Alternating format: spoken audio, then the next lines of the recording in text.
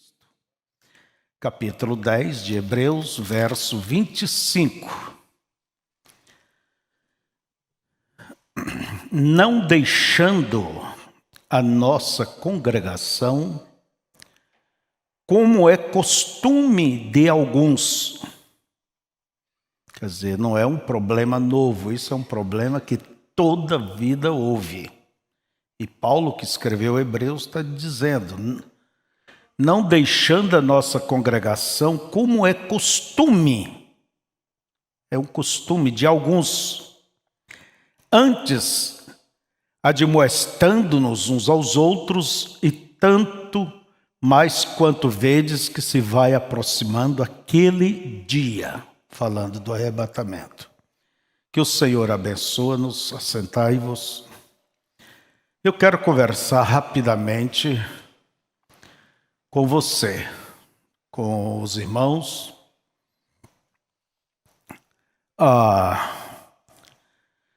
Neste capítulo onde nós lemos, você pode ver que a partir do verso 19 em diante, Paulo exorta a igreja a perseverar na fé, a lutar pela fé, a manter a sua fé.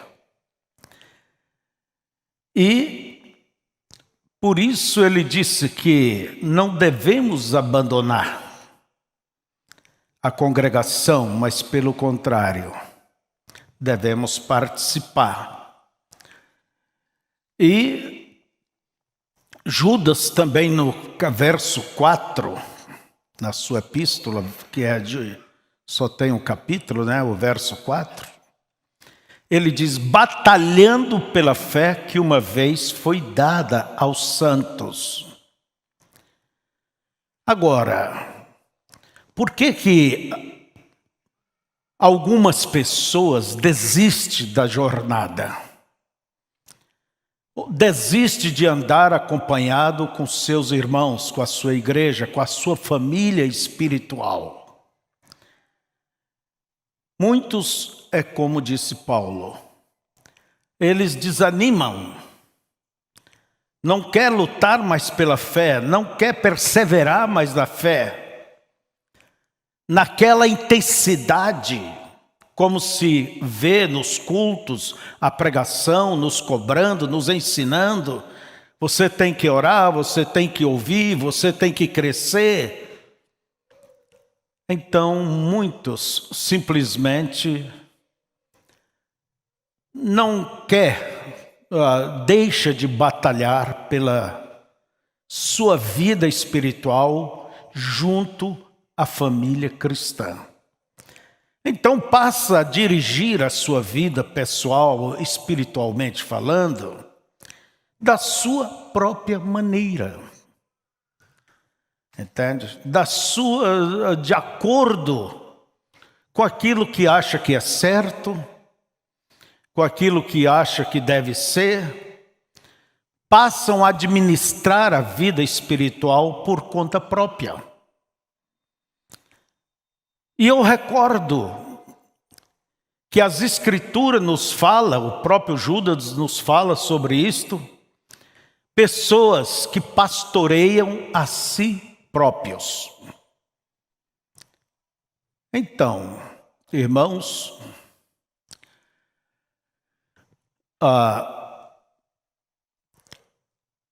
o que é uma o que é uma pessoa desigrejada? São pessoas que deixam de congregar. Por isso, Paulo nos diz, não deixando a nossa congregação. Quer dizer, não deixe de congregar. Agora, porque há motivos, muitos motivos, muitas maneiras. Como eu disse, o primeiro motivo aqui não persevera. Não segue lutando, desanima, enfraquece e não pode acompanhar. Agora há outros motivos. E eu quero falar de alguns motivos. Muitos motivos, irmãos, têm razões, tem razões, e outros não. Tem pessoas que, como eu disse, não tem igreja, não tem pastor, pessoas que não tomam da ceia, os desigrejados, né? Não paga seus dízimos e nem mesmo coopera para que a obra vá à frente, que ela caminhe. São pessoas que, como eu disse, administram a sua própria vida espiritual. Agora, eu pergunto a vocês, você acha que isto é uma coisa certa? Eu também não acho. Se eu achasse que fosse certa, eu estaria contra as Escrituras que diz não deixando de congregar. Não deixando de congregar. Então vocês vejam, quando o próprio irmão Branham diz para essas pessoas, e são pessoas boas, pessoas formidáveis, são cristãos, mas cristãos à sua maneira, não quer orientação, não quer ser conduzido. E uma ovelha, ela sempre é conduzida. Por isso disse o profeta, Deus nos capacitou com a natureza de ovelha, nos considera como ovelha, para Ele poder nos guiar. E Jesus disse que o pastor, São João 10, ele diz que o pastor vai na frente, ele sai fora e chama as suas ovelhas e estas lhe seguem. Elas não vão na frente. E Deus sabe onde estão os bons pastos verdejantes, as águas tranquilas, porque todo verdadeiro ministério, ele conduz o rebanho de Deus a um lugar de segurança, a um lugar de fartura. Não é um deserto, lugar seco, desprovido de recursos, não. Então, amados, há muitos motivos, muitos geralmente, quando se retira da igreja, há muitos motivos. E um deles é esse, sempre tem razão. Sempre tem razão. Se indispôs com alguém, ou com a igreja, ou com o ministério, por isso, por aquilo, sempre argumentam. E você olha, às vezes, tem razão. Mas será que não entende que viver entre pessoas é ver fraquezas, é ver coisas positivas, mas ver coisas negativas? Você não pode absorver o que é bom, o que é positivo, mas absorver só o que é negativo, que empurra para baixo. E quando uma pessoa ela se retira da igreja por causa de problema de outras pessoas, eu acho que ela não está na igreja por causa de Cristo. Porque se escandalizam, se decepcionam.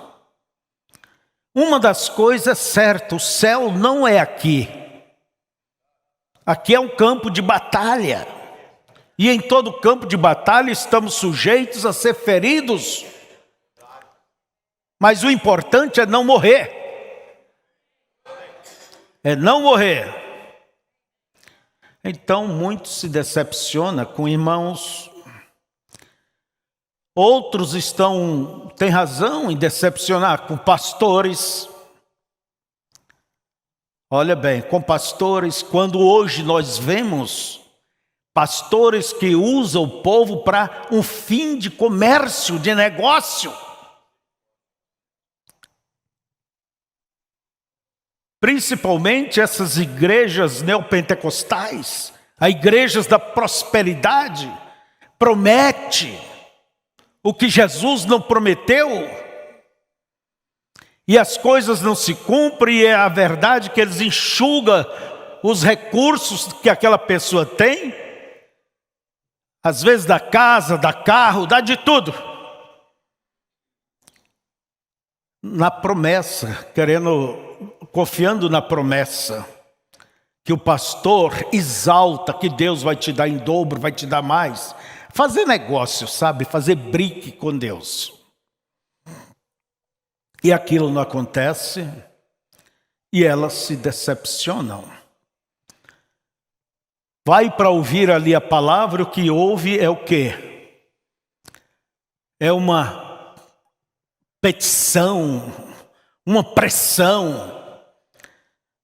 Como pastor, eu tenho vergonha, porque queira ou não, essa gente representa a nossa classe. Eu tenho vergonha e nem escuto. Mas muitos saem dali. Mas uma coisa certa: você não deve julgar o todo por uma parte.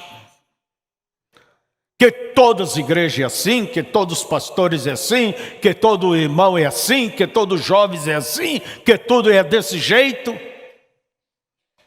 Não faça isto. Ainda existe pastores genuínos, verdadeiros, que ensinam o que está escrito. Existe cristãos genuínos, sérios, e que passou por maiores problemas e decepções, mas não virou as costas para Deus.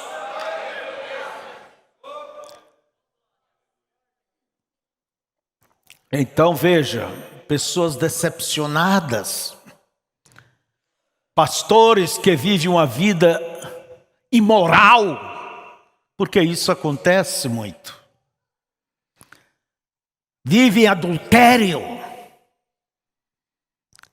E o meu conselho para esta gente é: saia fora do ministério, porque ministério é crédito. Se você tem crédito, você pode comprar em qualquer loja. Se você perde o seu crédito, vê se você consegue comprar pelo menos um salame ali na esquina. Agora, dinheiristas imorais, então há muitas pessoas que se retiram, ficam em suas casas. E hoje tem uma gama de programas e pregações pela internet, e elas vão ou escuta aqui a quem ele quer. Só que, como diz o irmão Brana, o próprio irmão Brana diz: você tem que ter a sua igreja, aonde você paga os seus dízimos, aonde você apoia com tua frequência, aonde você ajuda a empurrar a obra, apoiar a obra para ela ir adiante. E ele diz: não seja você, quer dizer, alguém que não tem um lugar aonde frequentar. Por isso, não deixando a nossa congregação. Será que não tem altura de tomar, ouvir ao que é certo e deixar aquilo que não é de lado? Porque Jesus falou sobre essa maturidade. Jesus chegou a dizer para o seu povo assim: faça o que eles mandam, mas não faça o que eles fazem. Porque os fariseus, saduceus, os sacerdotes, pregava e vivia diferente de sua pregação, não praticava. Agora, para você ouvir uma pessoa, seguir o que ela ensina e sabendo que ela vive diferente do que ela prega. Isso é preciso ter maturidade. É preciso ter um equilíbrio. É difícil, mas diz o profeta: pregador, viva os teus sermões. Tu que diz que não devas mentir, mente. Não devas adulterar, adulteras. Não devas roubar, roubas. É preciso que o exemplo venha do púlpito. Então, aí está o profeta. Você não deve ficar sem ter aonde frequentar. Ah, mas eu escuto pela internet. É onde você toma da ceia? E aonde você paga seus dízimos? Aonde você dá suas ofertas? Aonde você está contribuindo para a obra caminhar?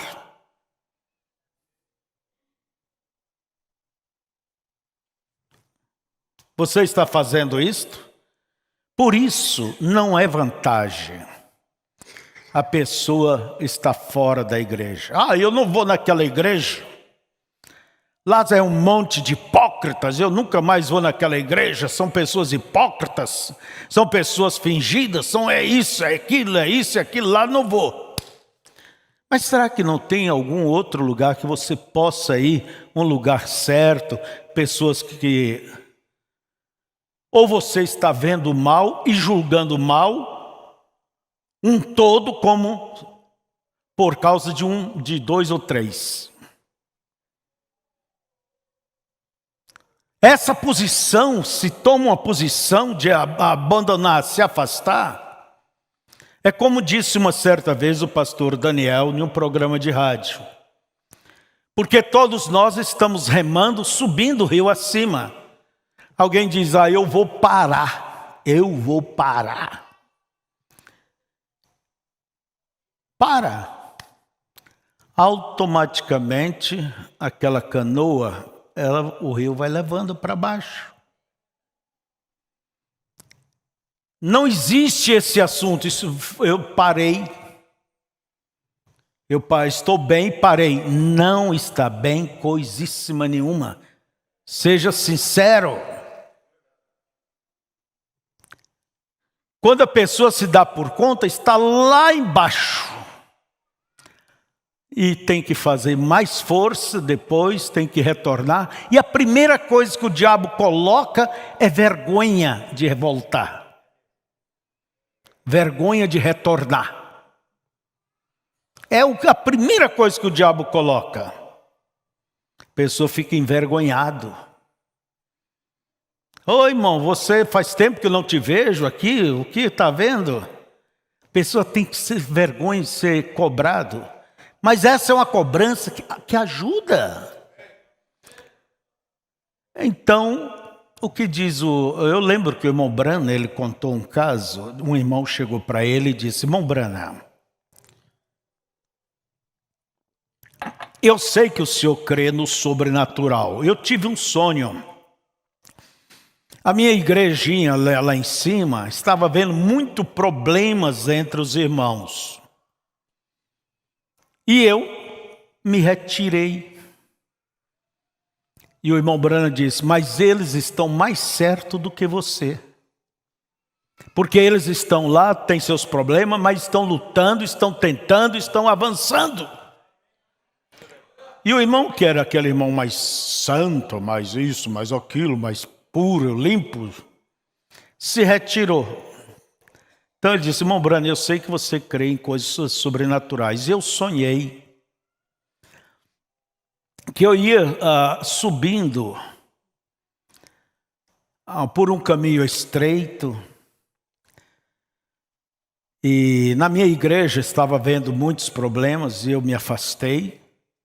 Não fui mais nos cultos ou isso, aquilo. E eu ia andando por aquele caminho. Quando eu vi passos rápidos, curtos, e alguém sufocado, quer dizer, com peso nas costas, e eu olhei para ver quem era. E quando eu olhei, era Jesus. E ele carregava aquele saco tão grande nas costas, aquele volume tão imenso.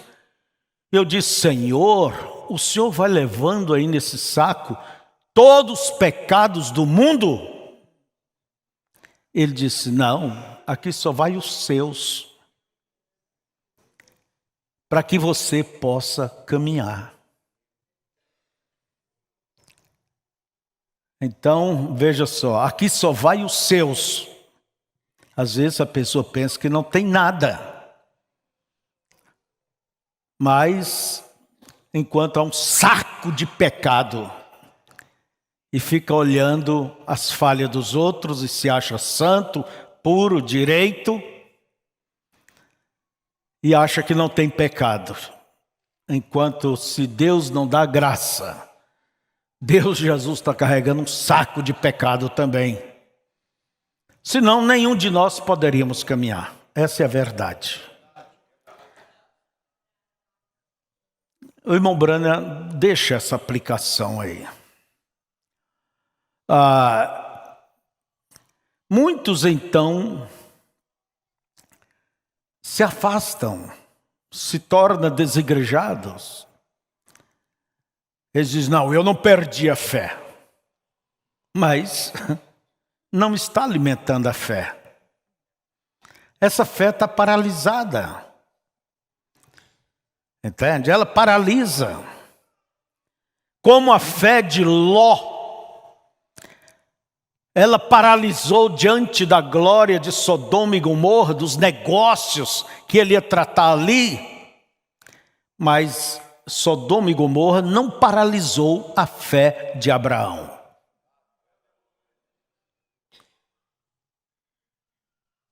Mas o que acontece?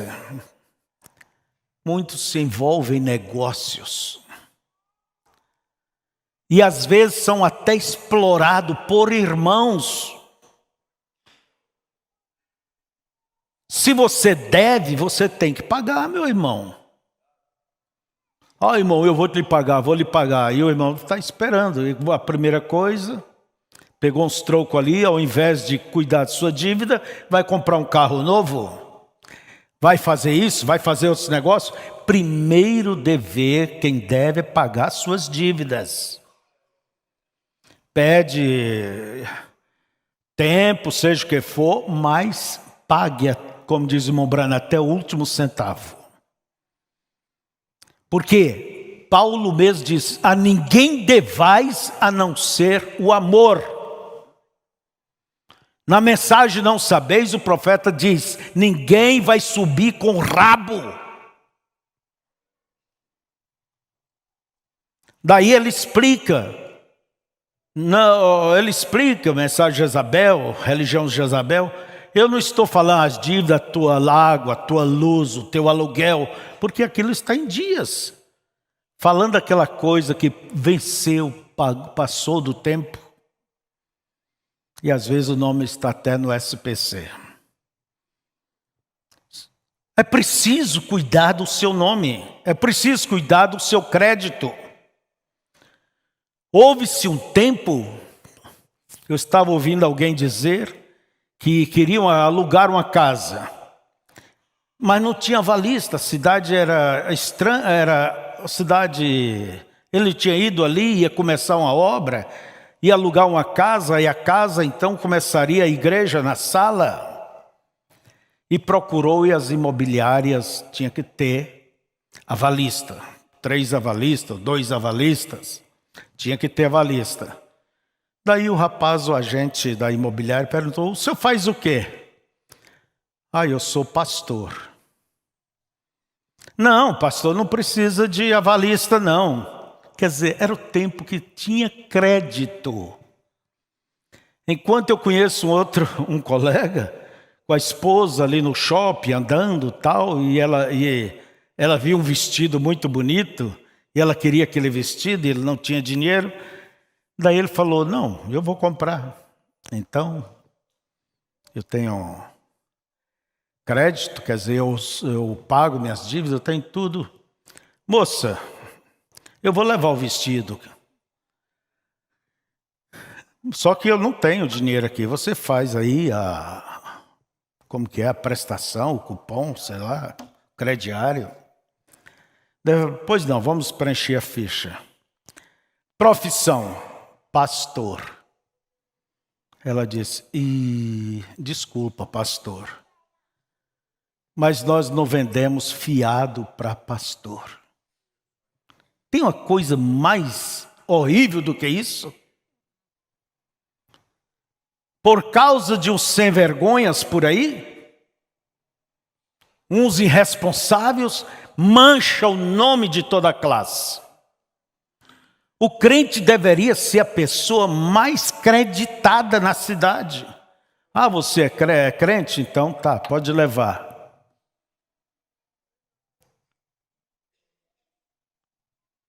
Mas às vezes se vê coisas diferentes. Compra, não paga, foge lá do aluguel, deixa a luz por pagar. Ah, uma vez aluguei aqui para um crente, olha, deu-foi prejuízo. Mas não é todos iguais. Mas seja como for, o crédito do mundo cristão está para baixo. Vai nas nações pagãs, quando eles olham para as nações ocidentais chamadas cristãs, Américas e Europa, são os maiores larápios. O pressiona, fazem de tudo, dão um testemunho péssimo.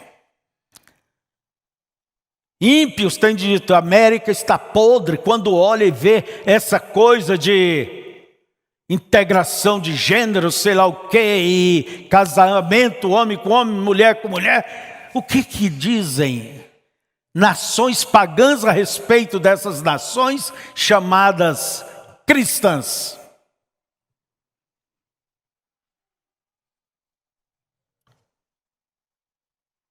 É um escândalo, mas esse é o tempo.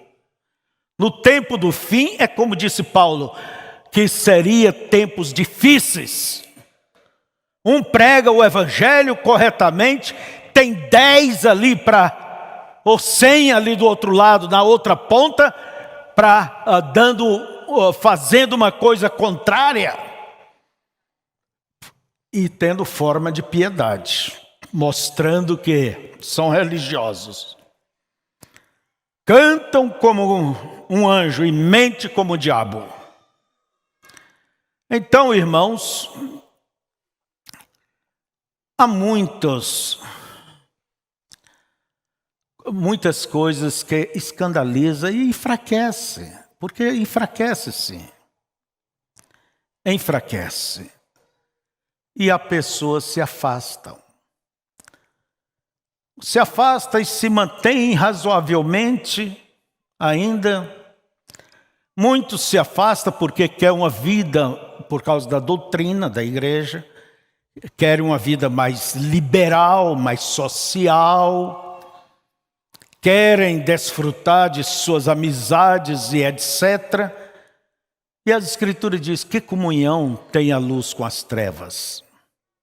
Deus e Belial. O templo de Deus com o templo pagão. Não tem comunhão.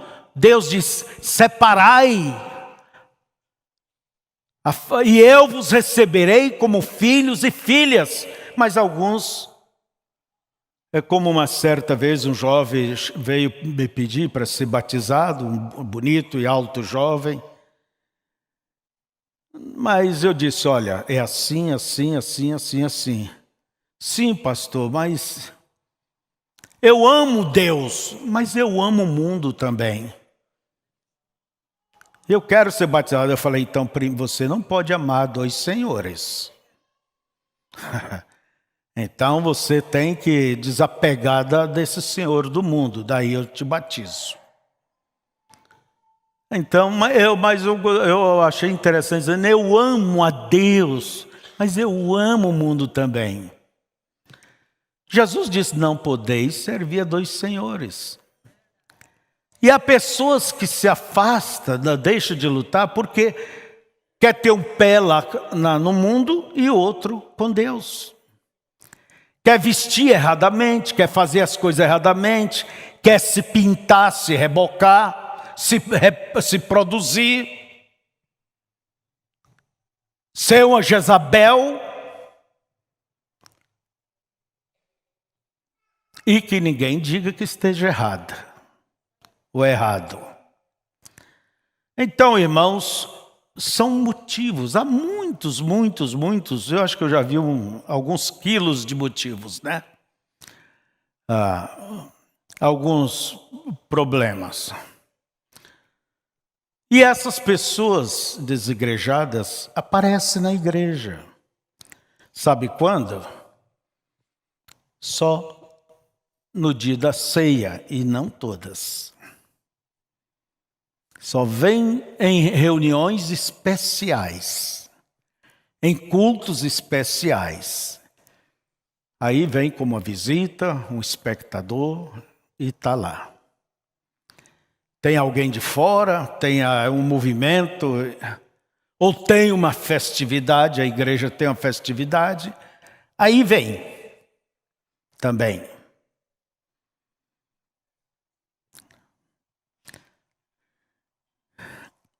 Mas você tem que ter a sua igreja, o seu lugar onde você congrega. Não adianta dizer, pastor, eu oro em casa, eu faço meus cultinhos em casa, eu leio a Bíblia, eu isso, aquilo. Será que isso é suficiente?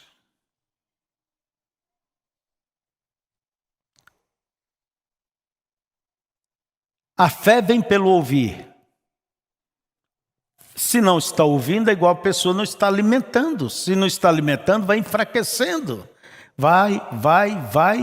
E como nos diz as Escrituras, um abismo chama por outro abismo. Um erro chama por outro. Daqui um pouco, quando se vê, está fazendo coisas que nunca fez.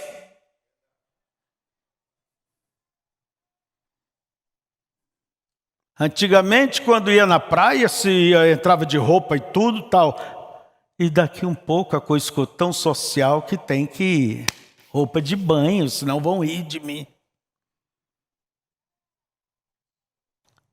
Ora.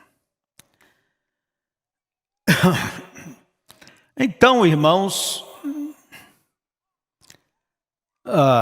não é suficiente esse tipo. Eu sou um crente, eu sou isso, aquilo. Está bem, graças a Deus, consideramos, você luta, mas é melhor a gente lutar tendo no meio, junto àqueles que estão lutando. Como dizia a mãe do irmão Brana, pássaro da mesma plumagem sempre se reúne. Salmo 133, quão bom e quão suave é que os irmãos vivam em união. Vivem em união. Tinha um pai que estava morrendo, tinha 5 filhos, e ele pediu que cada filho trouxesse uma varinha fina. E eles trouxeram. E o velho queria dar uma lição para a família. Ele uniu aquelas varas, amarrou elas e disse para o mais velho, o mais forte, quebre agora ela. Não pôde. Passa para o segundo, para o terceiro, se eles não puderem, eu não vou dar conta. Daí aquele pai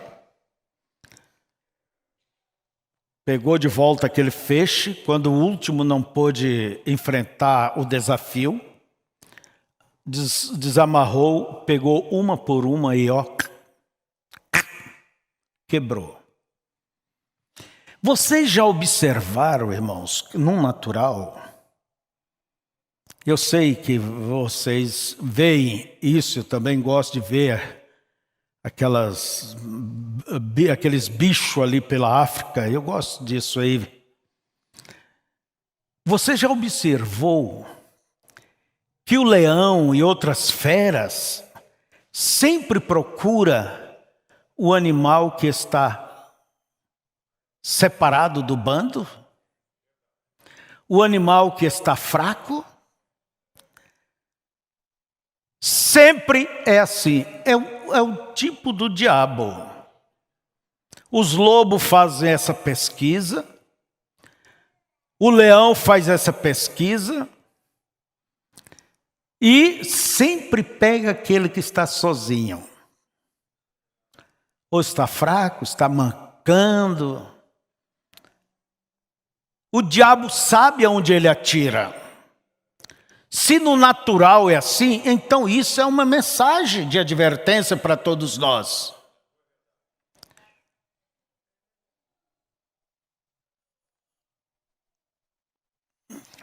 Então, irmãos, não é certo alguém dizer, eu estou parado, mas eu estou cuidando, eu leio, eu isso, aquilo, eu faço isso, faço aquilo.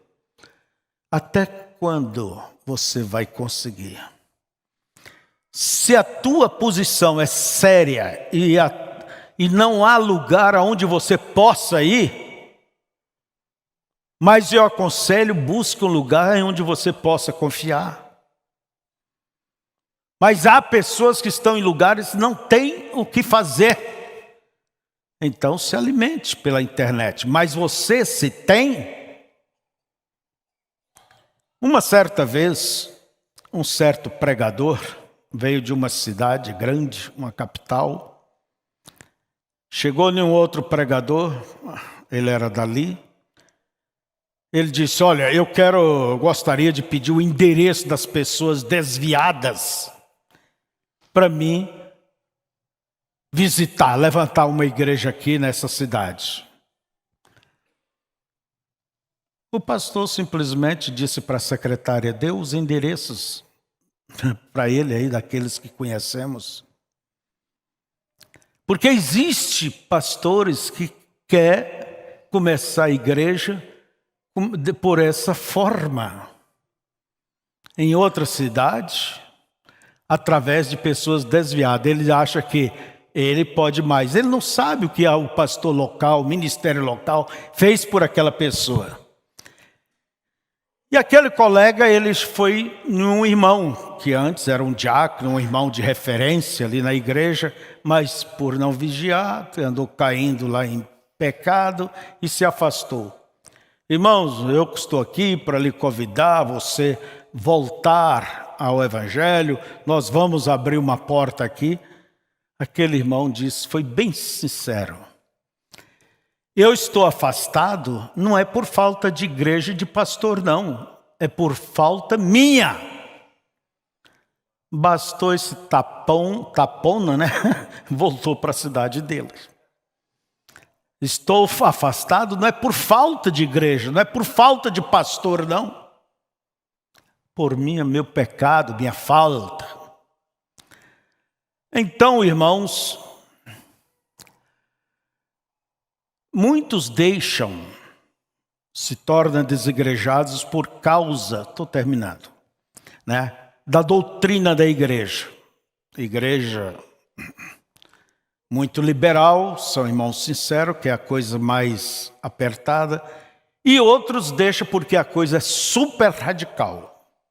São extremos. E sempre eu digo, extremos é farinha do mesmo saco. Então, outros deixam porque o seu pastor é um tirano, é um ditador. A igreja. Então, irmãos, há muitos motivos. Muitos cansam, vou na igreja, é orar, é meditar, é participar, é obedecer, é ler. E há pessoas que cansam. E o que é que vai te descansar? Irmãos, o único que nos descansa é Deus. No último verso, creio que é de Isaías 40, verso 48, por aí, que o Senhor nos diz que o Senhor renova a força do cansado. Isaías 40, deixa eu ver se eu acho aqui para ler para vocês, se eu achar ligeirinho, né?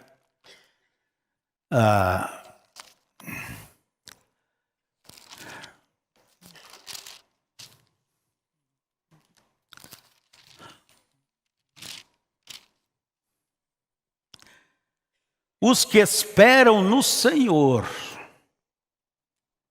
Você está cansado? Cansa, eu sei que às vezes cansa.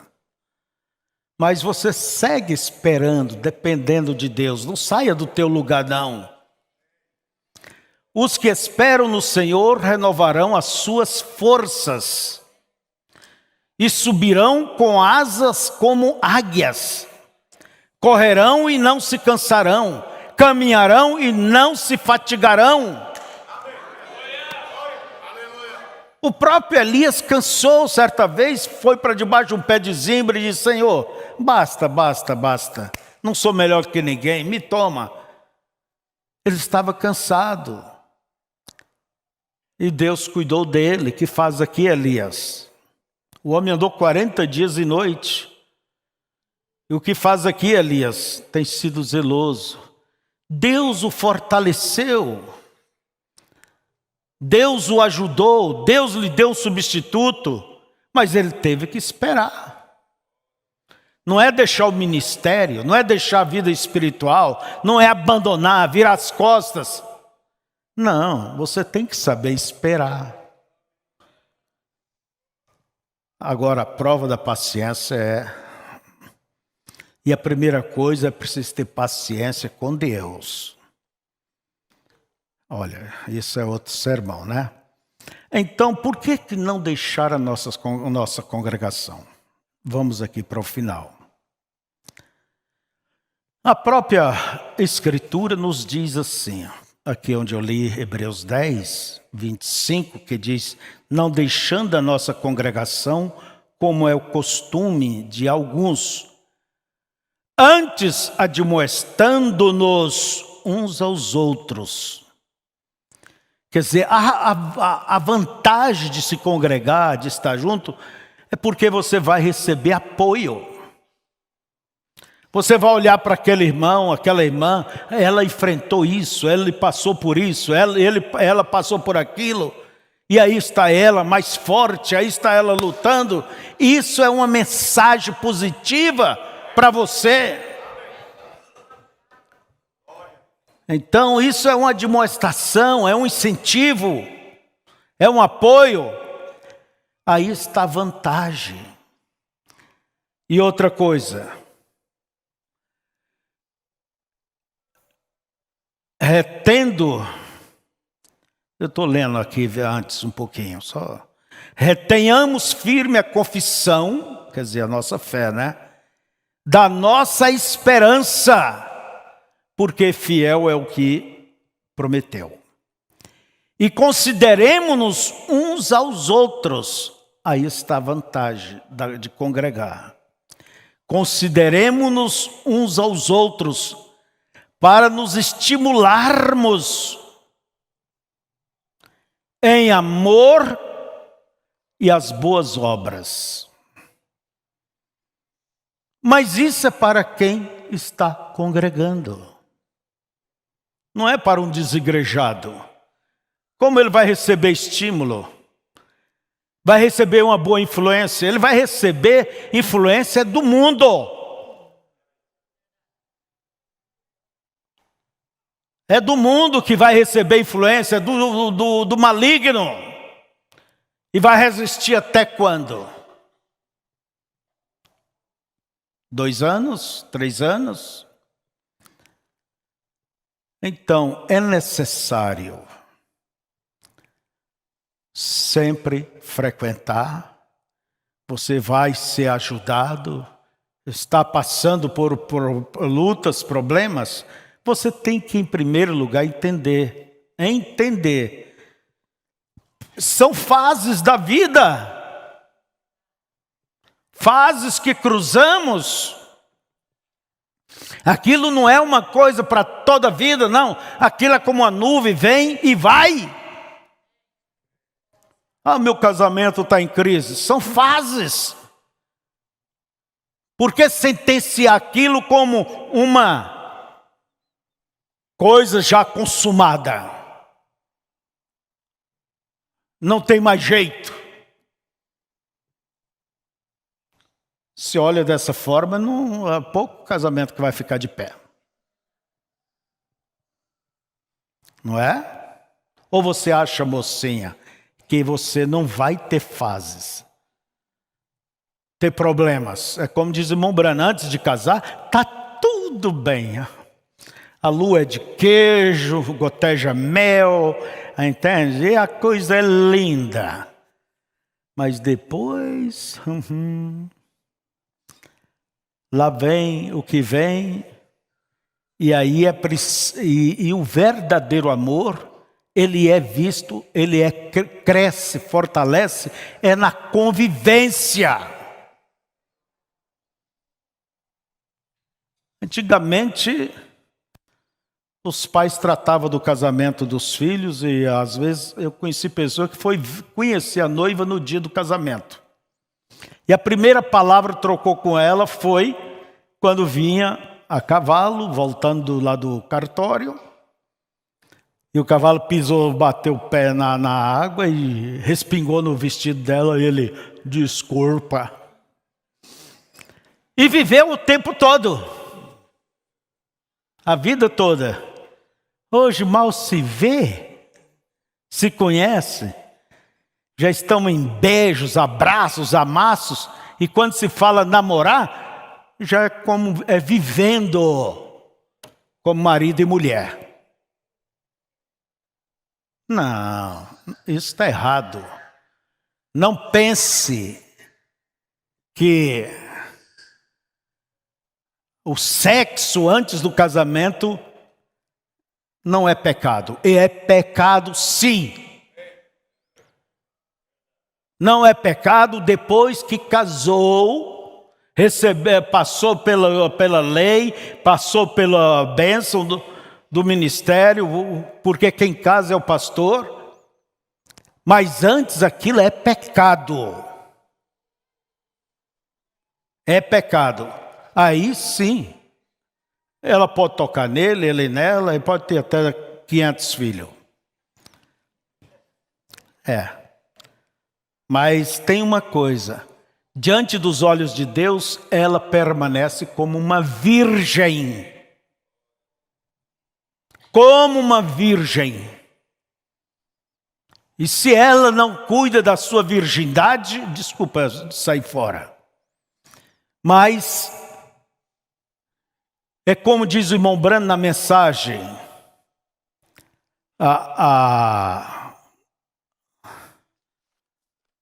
sobre a igreja de Cristo, a noiva é invisível, como que é? A união invisível da noiva, o profeta diz, você pode ser perdoada, mas nunca justificada. Se perder a virgindade. Perdoada, mas nunca justificada, porque aconteceu. Por que é que Deus colocou na mulher, desculpa gente, este selo? Nenhuma outra fêmea tem. O único que tem direito de tocar ali é o seu esposo. E não é pecado. Fora disso é pecado. E terás que responder.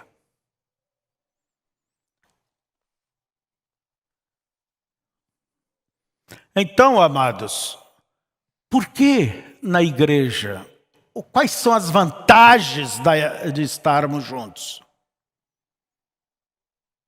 Tem todas as vantagens. E quais são as vantagens de querer enfrentar sozinho a corrida? Quem vai te estimular, vai te animar, vai te ajudar, vai te aconselhar, vai te bronquear contigo, te chamar a atenção. Quando você está errado, vai te consolar. Quando você está angustiado, vai te confortar. Por isso eu volto a essa leitura. não deixando a nossa congregação, como é costume de alguns, não. Antes admoestando-nos uns aos outros, e tanto mais quanto vedes que se vai aproximando aquele dia. Quer dizer, nós estamos muito perto do arrebatamento. Vamos vigiar, vamos nos cuidar. Que Deus os abençoe. Qual é o título da mensagem hoje? Os desigrejados. Você pode ajudar, pode aconselhar, pode fazer alguma coisa por alguém que você conhece? Faça. Você vai ganhar o seu irmão, diz a Bíblia. Fiquemos de pé. Querido Deus, eu só lhe peço que o Senhor não deixe com que isso passe, caia no esquecimento de todos que nos ouviu ou vai nos ouvir, e que eles não tomem de uma forma errada, mas veja que isso é para o bem deles. Nós oramos por todos os nossos irmãos e irmãs que conhecemos e que não conhecemos deste país e de outros continentes. Nós oramos por todas essas pessoas. Ó Deus, são milhões e milhões que estão nessa situação, mas que a Tua misericórdia não apague para com nenhum deles. Pedimos que o Senhor os renove, que o Senhor os traga, que o Senhor faça com que eles sintam saudades de Ti e que eles possam encontrar um bom lugar e ancorar a sua alma e apoiar a causa do Senhor. Pai, eu peço a favor de todos, seja jovem, criança, homem, mulher, velho, velha, seja quem for, que o Senhor possa ser bom para com cada um. Em nome de Jesus. Amém.